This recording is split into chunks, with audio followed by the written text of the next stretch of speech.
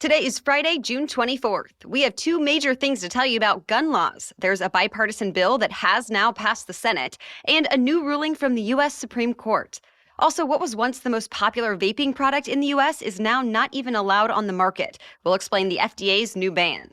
Plus, how Instagram is verifying your age with a face scan. Who went first in the NBA draft? And where the biggest pride parade in the U.S. is happening this weekend. Those stories and more next.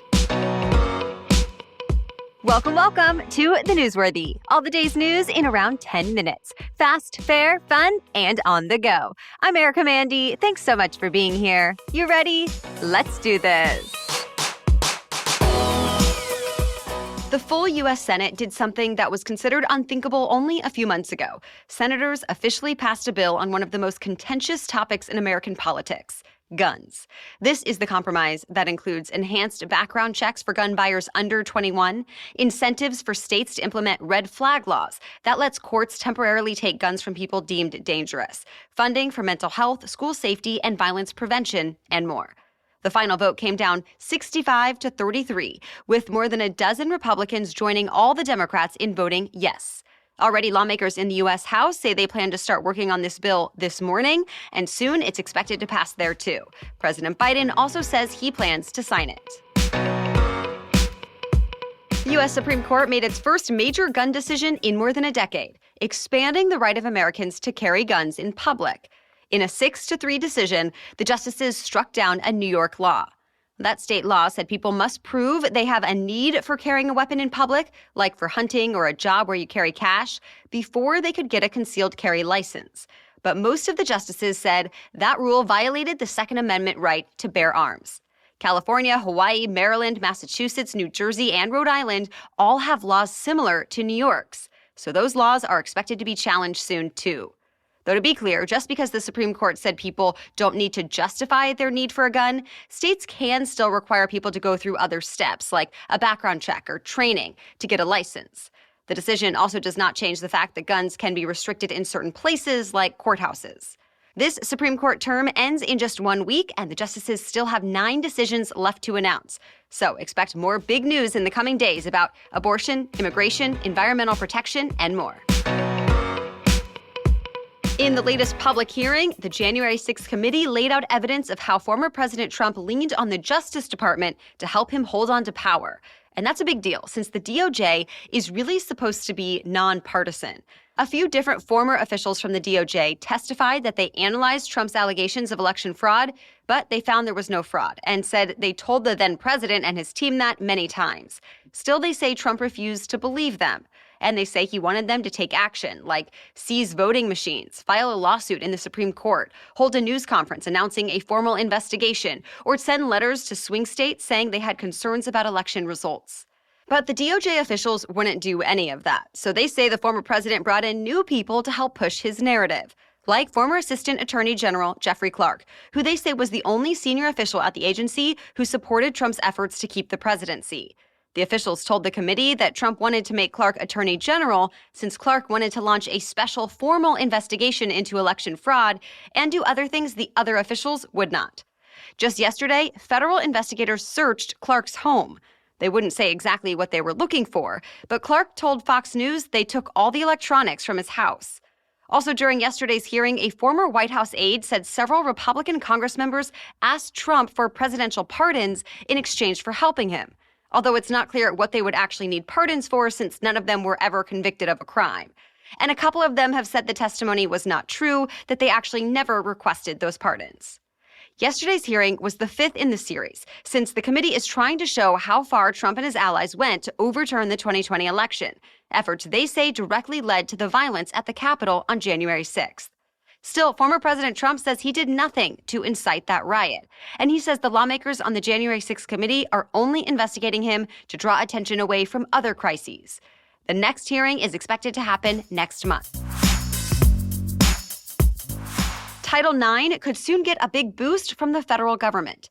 If you're not familiar, Title IX is a federal civil rights law that bans schools and certain programs like sports from discriminating against anyone because of their sex. It's been around for 50 years, but exactly how it's interpreted has changed a few times. Now, the current education department is proposing an expansion with some amendments. The updated policy would, for the first time, cover allegations of pregnancy-related harassment and discrimination based on sexual orientation and gender identity.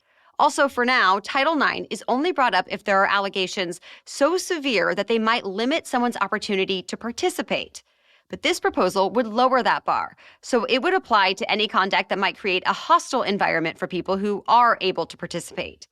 It would also include reports of incidents that happen off campus. And it would take away one controversial rule added by the last education department under the Trump administration. That one said both the accused and the accuser should be questioned by each other's lawyers in cross-examination at a live hearing. Under the new rules, that would be allowed but not required. And that's just to name a few sticking points. Before the new framework actually goes into effect, it has to go through a process for public comment. A final ruling is expected in 2 months. By the way, the Education Department also says it will issue a separate proposal on whether and how to address transgender students' eligibility for certain sports teams. So stay tuned. For the second time this month, the U.S. government is forgiving $6 billion of student debt. The Biden administration is canceling loans for about 200,000 students who went to one of more than 150 schools and say they were the victims of fraud. Many of their schools are for-profit colleges and vocational programs that have since gone out of business.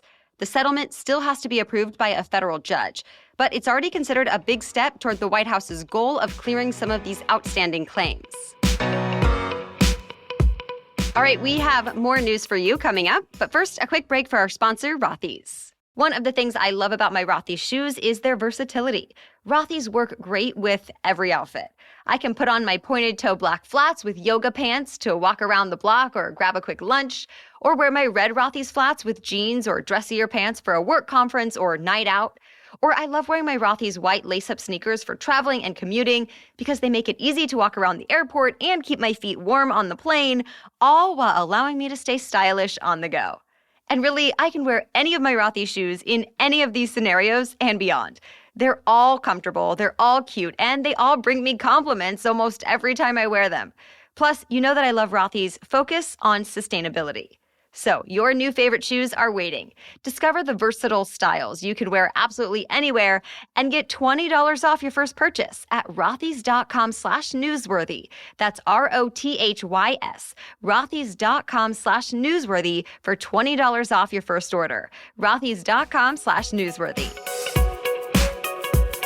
The FDA has ordered the e-cigarette company Juul Labs to take all of its products off the market in the U.S. The FDA says Juul has not submitted enough evidence that its devices are safe. It's a major blow to the one-time popular e-cigarette pioneer. Juul plans to fight back with an appeal, though. The company argues it has provided evidence that its e-cigarettes are a better alternative to traditional cigarettes.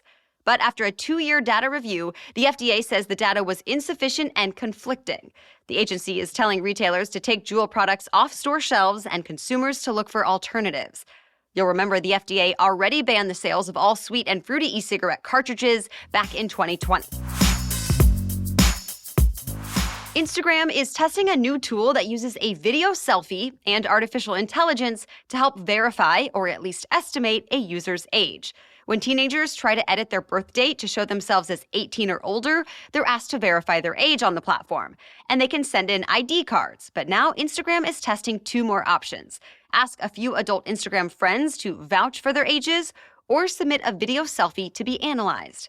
For the video selfie, Instagram will share an image from that video with another company called Yoti, whose tech will look at facial features to estimate how old the user is. Then both companies say they delete the data sent. It comes as the social media app has faced some criticism from privacy and child safety experts. Really, all Instagram users are supposed to be at least 13 years old, though Instagram still does not verify a user's age when an account is first created.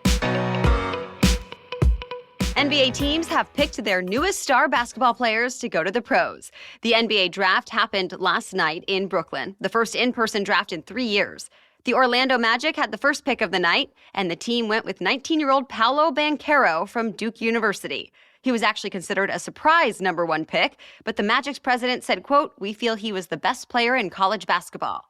Most mock drafts expected Gonzaga's Chet Holmgren or Auburn's Jabari Smith to go first, and they actually weren't too far off. Holmgren went second to the Oklahoma City Thunder, and the Houston Rockets picked Smith at number 3.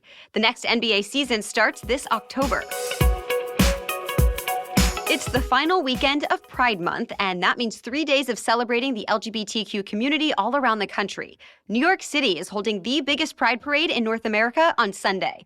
That event alone typically attracts tens of thousands of participants and millions of spectators.